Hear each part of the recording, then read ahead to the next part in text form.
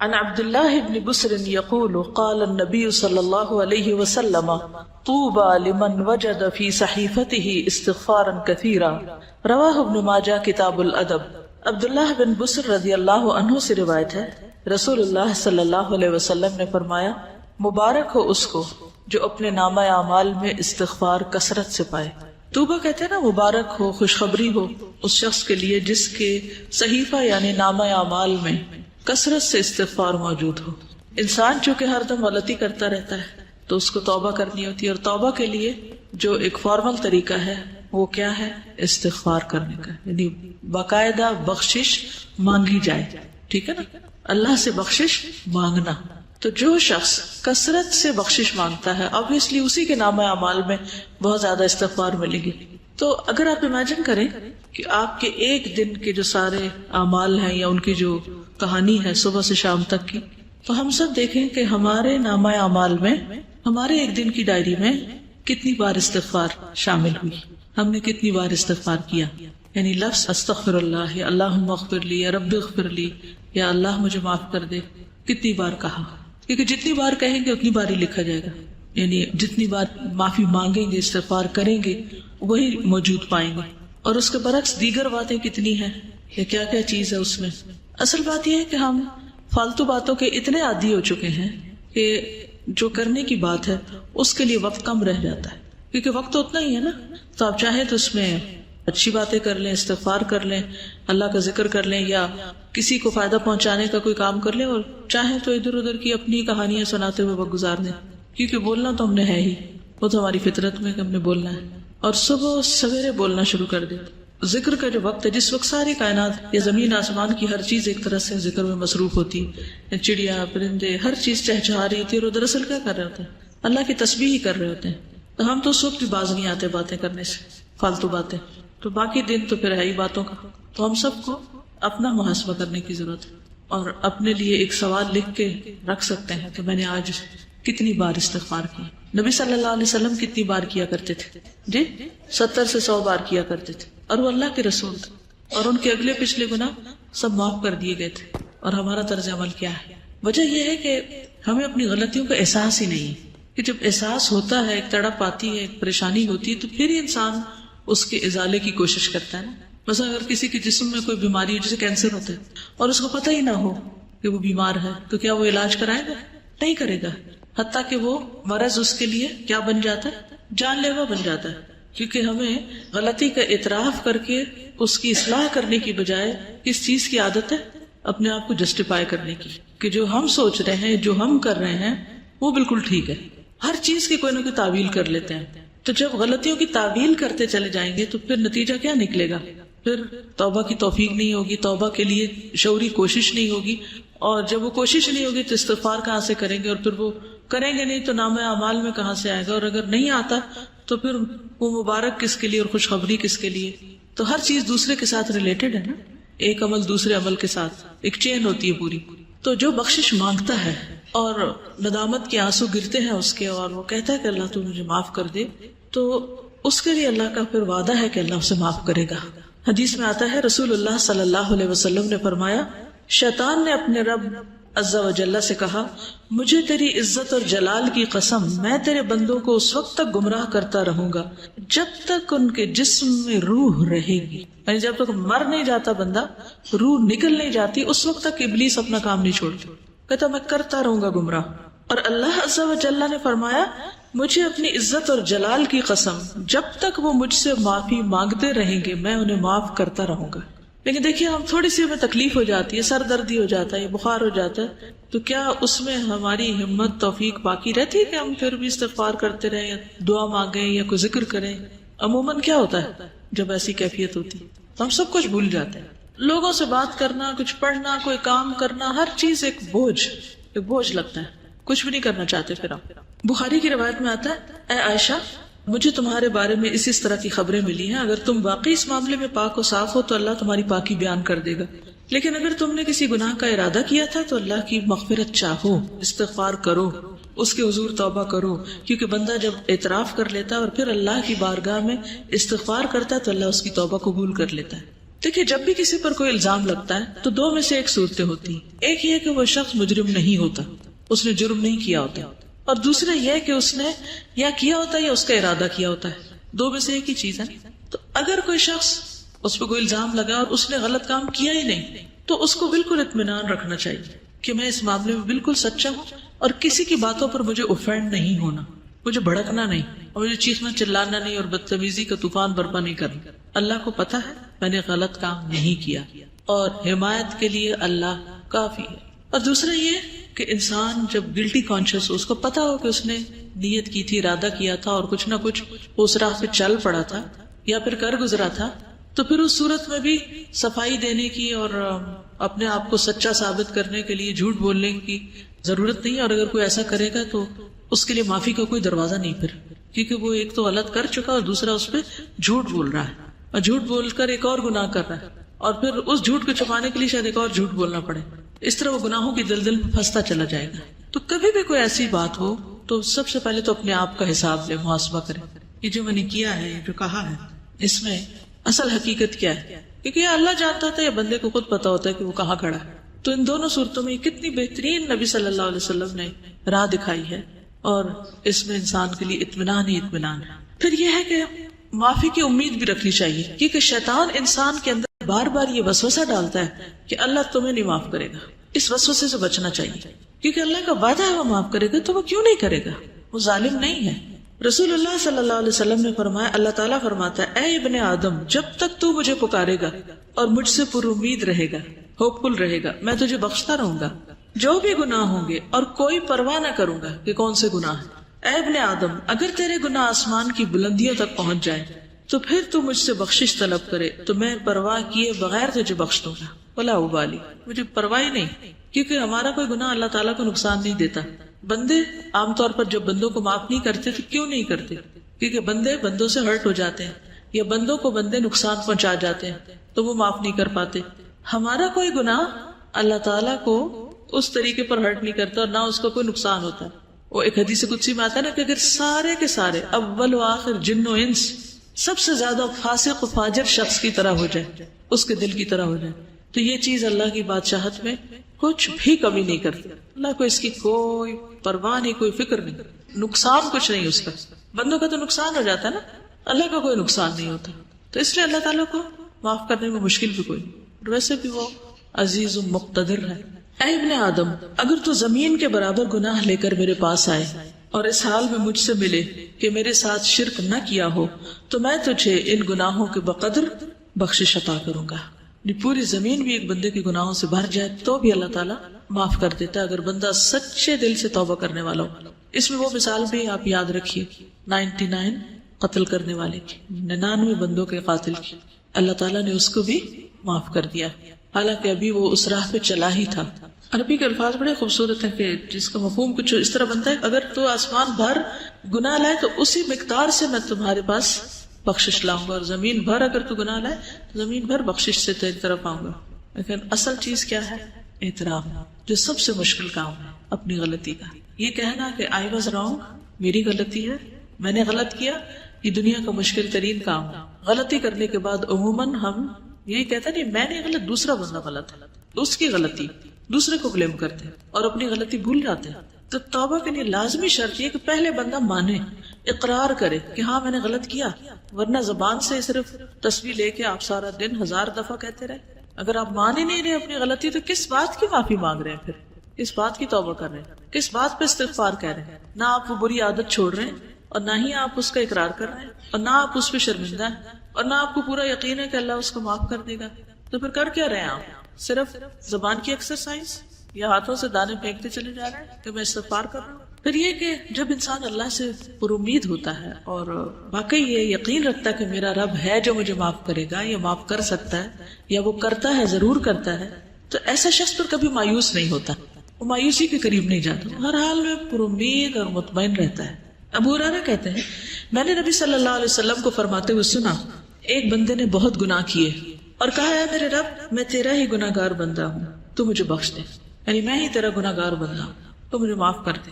اللہ رب العزت نے فرمایا میرا بندہ جانتا ہے کہ اس کا کوئی رب ہے جو گناہ معاف کرتا ہے, اور گناہ کی وجہ سے سزا بھی دیتا ہے. اس کو یہ بھی یقین ہے کہ اگر نہیں معافی ملی تو پکڑ ہو جائے گی. تو میں نے اپنے بندے کو بخش دیا.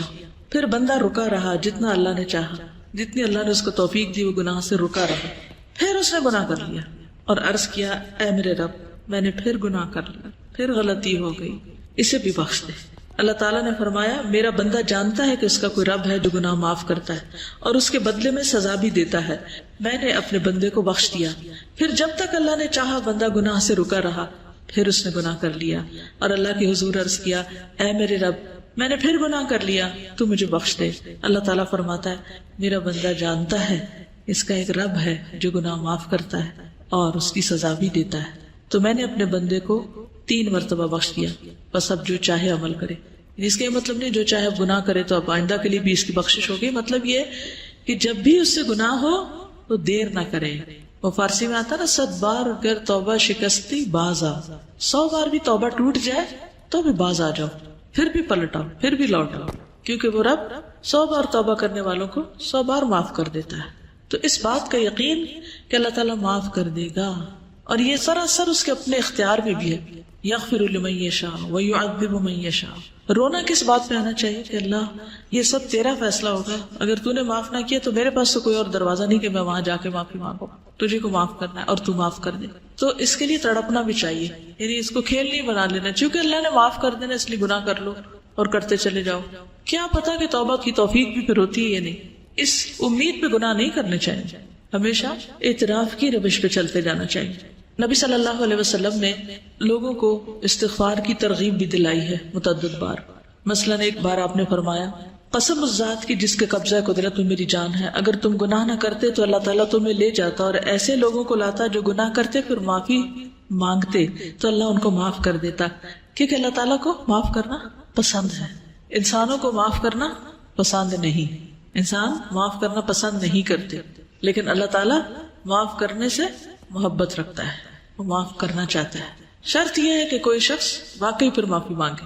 اب آپ دیکھیے کہ غلطی کس سے ہوتی، غلطی کون کرتا ہے. عام روزمرہ زندگی میں دیکھیے کون غلطی کرتا ہے، جو عمل کرتا ہے، جو کوئی کام کرتا ہے. جو کچھ کرے گا اس سے ہی غلطی ہوگی نا. جو کام ہی نہیں کرے گا اس سے کیا غلطی ہونی ہے. مثلا برتن کس سے ٹوٹتا ہے، جو برتن استعمال کرتا ہے. اور جس نے صرف سجا کے رکھے ہوئے الماری میں اسے تو نہیں ٹوٹیں گے، اس کے تو بچے رہیں گے. اسی طرح باقی غلطیوں پر بھی آپ نظر ڈالیے. انسانوں کے حق میں بھی ہم سے غلطیاں کب ہوتی ہیں، جب ہم ان سے تعلق رکھتے ہیں تو پھر ہم سے غلطیاں ہو جاتی ہیں. اور اگر ہم تعلق ہی نہ رکھے کسی سے، مثلا ایک شخص جو اس وقت سڑک پر جا رہا ہو اس سے ہماری کوئی ناراضگی ہے، ہم نے اس کو کوئی نقصان کیا یا اس کو کوئی دل دکھایا نہیں، کیوں؟ کوئی تعلق ہی نہیں ہمارا اس سے. لیکن اپنی بہن سے پوچھیے، اپنی امی سے پوچھیے، اپنے بھائی سے پوچھیے، اپنے ہسبینڈ سے پوچھیے، اپنے بچوں سے پوچھیے، وہ کیا کہیں گے؟ ان کے پاس ہوں گے آپ کے لیے شکایتیں آپ کے خلاف، یا آپ سے کبھی نہ کبھی ہرٹ ہوئے ہوں گے. کیوں؟ کیا وجہ؟ کیونکہ ان سے تعلق ہے آپ کا. تو اللہ تعالیٰ کو کیسے بندے پسند ہے؟ وہ جو کسی سے تعلق نہ رکھے اور سب سے کٹ کے ایک طرف بیٹھ جائے اور کوئی غلطی نہ کرے، نہ کسی کو ہرٹ کرے، نہ کسی سے کوئی معاملہ کرے، وہ پسند ہے. کون لوگ زیادہ بہتر ہیں؟ جو لوگوں سے ملتے جلتے رہے اور ان کی طرف سے پہنچنے والی تکلیفوں پر درگزر کریں، وہ زیادہ بہتر ہے بنسبت اس کے کہ نہ وہ کسی سے بات کرے نہ کسی کو ہرٹ کرے. تو جب آپ کسی سے معاملہ کریں گے تو ایک دوسرے کی کوئی بات بری بھی لگ جائے گی. اچھا، انسانی نفس بڑا عجیب ہے، بعض اوقات بلا وجہ کسی کی بات بری لگ جاتی ہے اور بعض اوقات کسی کی بڑی بڑی بات کی پرواہ نہیں ہوتی ہے نا ایسے. تو پھر تو ہم نے اپنے آپ کو بھی نہیں سمجھا، ہم خود بھی کسی ایک چیز پر نہیں، ہم تو اپنے لیے بھی معمہ ہیں تو دوسروں کے لیے تو ہے ہی ہے. تو اس لیے کبھی کوئی ہمارے بارے میں مس انڈرسٹینڈ کر جائے تو اس کو ایشو نہ بنائے، ٹھیک ہے؟ تو ایزی رہیں گے، ہین لین سہل قریب. تو ایزی رہنے میں آسانی یہ ہے کہ پھر انسان نہ دوسروں پہ بوجھ ہوتا ہے اور نہ دوسرے اس پہ بوجھ ہوتے ہیں. کسی کو ٹکر لگ جائے، کسی کی کچھ خرابی ہو جائے تو سوری کر لیں، بات ختم، اور چلتے چلے جائیں، آگے بڑھتے جائیں. ورنہ اس کے علاوہ کوئی چارہ نہیں اور کوئی طریقہ نہیں کہ آپ زندگی میں پروگرس کر سکیں. آگے بڑھنے کے لیے معاف کرنا ہی پڑے گا، بھولنا ہی پڑے گا. دوسروں کی غلطیاں ایسی چیز نہیں ہوتی کہ جن کو آپ یاد رکھیں، ٹھیک ہے نا؟ یہ یاد رکھنے کی چیزیں نہیں ہیں، لیکن عموماً ہم یاد رکھنے والی چیزیں تو بھول جاتے ہیں، ان میں تو ہمارا حافظہ خراب ہے. اور جو یاد نہیں رکھنا چاہیے وہ ہم بھولتے نہیں، کیونکہ ہم بھولنے دیتے نہیں، ان کی گرہ باندھ کے رکھتے. تو اگر آپ کو بہت ہی شوق ہے کچھ یاد رکھنے کا تو کوئی اچھی چیزیں یاد رکھ لیں، تو خود بھی خوش رہیں گے، دوسروں کو بھی خوش رکھیں گے. اسی لیے ہمیں کچھ ڈھنگ کی چیزیں یاد ہی نہیں رہتی کیونکہ ہمارا دماغ کس میں الجھا رہتا ہے. مثلا کتاب آپ کے آگے رکھی ہوئی ہے, صبح ٹیسٹ بھی ہے اور آپ کو سبق یاد نہیں ہو رہا, کیا وجہ ہے؟ پوچھا کرے رک کر, کیا مسئلہ کیا ہے, کیوں ایسا ہو رہا میرے ساتھ. تو کوئی نہ کوئی الجھن ہوگی آپ کے دماغ میں جو اتنی آپ کو الجھائے ہوئے ہوگی کہ آپ کی نظریں بھی الفاظ پہ نہیں ٹک رہی ہوں گی. تو کرنا کیا چاہیے ایسے میں جب آپ کو کوئی چیز اتنا زیادہ ڈسٹرب کر دے؟ پھر ہوتے جانا چاہیے. کیا کریں گے؟ اس شخص کو جس نے 99 قتل کیے تھے اسے کیا سجیسٹ کیا تھا؟ جگہ تبدیل کر لو. جی نیک لوگوں کی بستی میں چلے جاؤ. تو ہم کیا کر سکتے ہیں؟ اصل نہیں پڑھی جا رہی نا بات, تو آپ اس وقت بند کر دیں کتاب, اٹھ کے کچھ اور کرنے چلے جائیں. 5 منٹ لے لیں, 10 لے لیں, کچھ اور کام کر لیں. اتنا میں خوب دماغ خالی سوچ بھی لے گا اور جو کچھ اس میں آ رہا ہے اس الجھاؤ کا کوئی سلجھاؤ ہو بھی جائے گا, اور پھر واپس پلٹ آئے, پھر آ کے فریش کام شروع کر دیں. یہ اس وقت کوئی ایسا کام لے لیں کہ جس میں بہت زیادہ آپ کو ذہنی یکسوئی نہ چاہیے, تھوڑے سے اٹھ جائے وہاں سے, جگہ کو چھوڑ دیں. غصے کا بھی علاج کیا ہے؟ جگہ چھوڑ دیں, پوزیشن بدل لیں بیسیکلی. تو ان چیزوں کا بھی علاج یہی ہے کہ آپ ہٹ جائیں وہاں سے. پھر اللہ سبحانہ وتعالیٰ قرآن پاک میں فرماتے ہیں افلا یتوبون الی اللہ ویستغفرونہ, کیا وہ اللہ سے توبہ نہیں کریں گے, استغفار نہیں کریں گے؟ واللہ غفور الرحیم, اور اللہ غفور الرحیم ہے. نبی صلی اللہ علیہ وسلم کو حکم دیا گیا واستغفر اللہ ان اللہ کان غفور الرحیم, اور اللہ سے بخشش طلب کیجئے, اللہ تعالیٰ یقیناً بہت بخشنے والا, رحم فرمانے والا ہے. سب لوگوں کو حکم دیا گیا توبوا الی اللہ جميعا, اور وان استغفروا ربکم ثم توبوا الیہ. سورۃ ہود میں ہود علیہ السلام نے اپنی قوم کو کہا تھا کہ اپنے پروردگار سے معافی مانگو اور اس کے حضور توبہ کرو. پھر نوح علیہ السلام نے بھی کہا فقلت استغفروا ربکم انہ کان غفارا یرسل السماء علیکم مدرارا. ہود علیہ السلام نے کہا وَيَا قَوْمِ اسْتَغْفِرُوا رَبَّكُمْ ثُمَّ تُوبُوا إِلَيْهِ. شعیب علیہ السلام نے کہا وَاسْتَغْفِرُوا رَبَّكُمْ ثُمَّ تُوبُوا إِلَيْهِ. نبی صلی اللہ علیہ وسلم نے اپنی قوم کو استغفار سکھائی نہیں, اپنے لوگوں کو. نبی صلی اللہ علیہ وسلم کے پاس جب کوئی آ کے یہ کہتا ہے یا رسول اللہ صلی اللہ علیہ وسلم جب میں اپنے پروردگار سے دعا کروں تو کیا کہا کروں؟ تو آپ نے فرمایا کہو اللہم اغفر لی وارحمنی واہدنی وارزقنی, اے اللہ مجھے معاف کر دے, مجھ پر رحم فرما, مجھے ہدایت دے, مجھے رزق دے. اس کے بعد آپ نے انگوٹھے کو نکال کر باقی 4 انگلیوں کو بند کر کے فرمایا یہ 4 چیزیں دنیا اور آخرت دونوں کی جامع ہیں, یعنی جس کو یہ 4 چیزیں مل گئی اس کو دنیا آخرت سب کچھ مل گیا. تو سجدوں کے بیچ میں ہم یہ دعا پڑھتے ہیں, ٹھیک ہے؟ تو تھوڑا شعوری طور پر پڑھنے کی کوشش کریں کیونکہ اس میں دنیا اور آخرت کی بھلائیاں ہیں اس دعا میں. اور ویسے بھی دعا کرتے وقت اگر انسان استغفار کرتا ہے تو ایک طرح سے پہلے اس کے گناہ دھل جاتے ہیں, پھر اس کے بعد اللہ کا قرب مانگتا ہے, اللہ کی محبت مانگتا ہے, باقی چیزیں مانگتا ہے. تو یہ ایسے ہی ہے کہ جیسے انسان پہلے نہائے دھوئے پھر خوشبو لگائے, ٹھیک ہے؟ نبی صلی اللہ علیہ وسلم اسلام قبول کرنے والے کو سب سے پہلے استغفار سکھاتے تھے. یہ صحیح مسلم کی روایت ہے. کان رسول اللہ صلی اللہ علیہ وسلم یعلم من اسلم یقول اللہم اغفر لی وارحمنی واہدنی وارزقنی. ٹھیک ہے, جب کوئی مسلمان ہوتا تو آپ اس کو یہ کلمات سکھاتے کہ یہ مانگو. پھر ایمان والوں کی صفت بھی یہی ہے وبالاسحار هم یستغفرون والمستغفرین بالاسحار, سورۃ آل عمران میں آتا ہے. خاص طور پر عورتوں کو استغفار کا حکم دیا گیا. حدیث یاد ہے کسی کو؟ اور کیوں دیا گیا؟ صحیح مسلم کی روایت ہے رسول اللہ صلی اللہ علیہ وسلم نے فرمایا اے عورتوں کے گروہ صدقہ کرتی رہا کرو اور کثرت سے استغفار کرتی رہا کرو. یعنی ہم خواتین کو اور بھی زیادہ استغفار کی ضرورت ہے کیونکہ میں نے دوزخ والوں میں زیادہ تر عورتوں کو دیکھا ہے. ان عورتوں میں سے ایک عقل مند عورت نے عرض کیا کہ ہمارے کثرت سے دوزخ میں جانے کی وجہ کیا ہے؟ ان سے سوال کیا. آپ نے فرمایا تم لعنت کثرت سے کرتی, یعنی لعن تان, دوسروں کو بلیم کرنا, دوسروں کو برا بھلا کہنا, اور اپنے خاوند کی ناشکری کرتی. ناشکری بھی نا ایک عادت ہوتی ہے, کسی حال پہ راضی نہ ہونا, کسی کا احسان نہ ماننا. پھر اسی طرح یہ ہے کہ ہمیں صرف اپنے لیے نہیں دوسروں کے لیے بھی استغفار کرنی چاہیے. وہ بھی ہم نماز میں کرتے ہیں, اسے بھی تھوڑا سا شعور کے ساتھ کیجیے. کیا کہتے ہیں؟ ربنا اغفر لی ولوالدی وللمؤمنین یوم یقوم الحساب. ٹھیک, خصوصاً جب کوئی فوت ہو جائے تو اس کی بخشش کی دعا کرنی چاہیے. نجاشی جب فوت ہو گیا تھا تو نبی صلی اللہ علیہ وسلم نے صحابہ سے کہا تھا کہ استغفروا لاخیکم, اپنے بھائی کے لیے استغفار کرو, یعنی اس کی مغفرت کی دعا کرو. حسن بصری کہتے ہیں کثرت سے استغفار کرو, اپنے گھروں میں, اپنے دسترخوانوں پر, اپنے راستوں میں, بازاروں میں, مجلسوں میں, جہاں بھی تم ہو. تمہیں نہیں معلوم کہ کہاں بخشش نازل ہو جائے, کہاں اللہ تعالیٰ بخش دے. کیونکہ حدیث ہے نا توبہ, یعنی خوشخبری کس کے لیے؟ لمن وجد فی صحیفتی استغفارا کثیرا, جس کے صحیفے میں, جس کے اعمال نامے میں کثرت سے استغفار. تو پھر ہر موقع پہ, ہر مجلس میں, ہر جگہ انسان کرتا رہے, اور پھر برائی کرتے ہی ساتھ ہی کر لے, لیکن صرف برائی کرتے ہی نہیں، نیکی کے بعد بھی، نیکی کا کام کر کے بھی. کیوں؟ وہ کیوں؟ جیسے نماز کے بعد ہم سلام پھیرتے ہیں نا، تو سب سے پہلے کیا کرتے ہیں؟ اللہ اکبر، استغفر اللہ. واہ، کیوں؟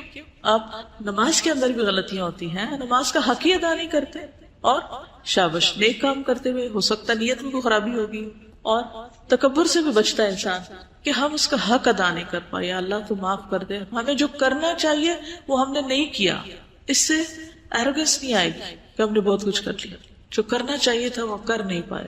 ما عبدناک حق عبادتک، فرشتے کہیں گے نا. اور حقیقت بھی یہی ہے نا، ہم میں سے کون سیٹسفائیڈ اپنے کاموں سے کہ میں تو بہت اچھے کر رہا ہوں. یہ دھڑکا لگا رہتا ہے کہ کل جب کھلے گا اعمال نامہ تو پتہ نہیں کون سا کام کس کوالٹی کا نکلے گا اس میں سے. اول تو نیکیاں کرتے ہی کام ہے، جو کر لیتے ہیں ان کو خراب بہت زیادہ کر دیتے ہیں، مختلف چیزوں سے ان کو ستیہ ناش بھی کرتے ہیں یا ان کی شکل بگاڑ دیتے. تھوڑا سا کام کر لیتے ہیں تو بس چین نہیں پاتے جب تک لوگوں کو بتا نہ بیٹھے کہ یہ میں نے کیا تھا. یہ جیسے ابھی بات ہی تھی نا کہ اگر کوئی بات کر رہا ہو تو میں تو پہلے سے ہی کرتا ہوں، مجھے تو پہلے ہی پتا ہے، یہ تو میں پہلے سے جانتا ہی ہوں، یہ تو مجھے آتی ہے، یہ میں نے تو کیا تھا. عموماً کیا جملے ہوتے ہیں. کیا اللہ تعالیٰ نہیں دیکھ رہا اس وقت کہ ہمیں اصل شوق کس بات کا ہے، اصل شوق کس چیز کا ہے، کیا محرک ہے، کس جذبے سے لگے ہوئے ہیں. تو اس لیے اس پہ بھی بہت راضی ہو جانے کی ضرورت نہیں. کوئی بھی چاہے صدقہ خیرات کرے، کچھ بھی کام کرے، کوئی بھی، تو ڈرتے ہوئے. والذین یؤتون ما آتوا وقلوبهم وجلۃ. تو اہل ایمان تو وہ ہوتے ہیں کہ جو کرتے ہیں اور ان کے دل ڈر رہے ہوتے ہیں، نیکی کرتے ہوئے ڈر رہے ہوتے ہیں کہ پتہ نہیں کس کوالٹی کی ہے یہ. سال میں سب سے زیادہ بخشش کب ہوتی؟ رمضان کے علاوہ یوم عرفہ. عرفہ کے دن سب سے زیادہ لوگوں کی معافی ہوتی ہے، اور شیطان اپنے سر میں مٹی ڈالتا ہے، روتا ہے، چیختا ہے، چلاتا ہے. آپ کو پتا ہے کہ عرفات سے واپس آنے کے بعد کیا کرنے کو کہا گیا؟ آیت پڑھے، ثم افیدوا واستغفر اللہ. اس وقت بھی کیا کرو جب عرفات سے لوٹ رہے ہو تو یہ نہ کہو بس اب تو سب معاف ہو گیا، میں آرام کی نیند سو جا کے. پھر بھی واپسی پہ ذکر کیا ہونا چاہیے؟ اس وقت بھی کیا کہتے رہو، کیونکہ یہ بہت بڑی مشکل ہے کہ نیکی کرتے ہی ساتھ ہی شیطان اندر آ جاتا ہے اور وہ انسان کو نا بلا دیتا ہے. تم نے تو کارنامہ کر لیا، تم نے تو بہت بڑا تیر مارا، اور پھر اتنی کہانیاں سناتے ہیں، یوں ہم نے عرفات میں کیا، ایسے ہم نے کیا، ایسے. ثم افیدوا من حیث افاض الناس واستغفر اللہ ان اللہ غفور رحیم. اگر کوئی بھی نیک عمل کر کے یہ احساس باقی رہے تو پھر تکبر کا سوال ہی نہ ہے کہ انسان نیکیوں پہ کوئی اپنے آپ کو بڑی چیز سمجھنے لگے. ابراہیم علیہ السلام نے بھی دعا مانگی تھی اپنے لیے، والذی اطمع ان یغفر لی خطیئتی یوم الدین. مجھے امید ہے کہ وہ میری خطائیں معاف کر دے گا قیامت کے دن. حالانکہ وہ ابو الانبیاء ہیں، خلیل اللہ ہیں. موسیٰ علیہ السلام نے کیا کہا؟ قال رب انی ظلمت نفسی فاغفر لی فغفر له. یونس علیہ السلام نے لا الہ الا انت سبحانک انی کنت من الظالمین. داؤد علیہ السلام نے کیا کیا؟ وظن داؤد انما فتناہ فاستغفر ربہ وخر راکعا واناب. اللہ کے جتنے بھی نیک بندے ہیں اور بڑے بڑے نیک کام کرنے والے ہیں، ان سے کہیں کوئی بھول چوک ہوئی تو فوراً پلٹے اللہ کی طرف، اور اللہ نے ان کو معاف کر دیا. خود آدم علیہ السلام نے کیا کہا تھا؟ ربنا ظلمنا انفسنا وان لم تغفر لنا وترحمنا لنکونن من الخاسرین. نبی صلی اللہ علیہ وسلم کی زندگی میں تو خیر کثرت سے ایسی دعائیں ملتی ہیں.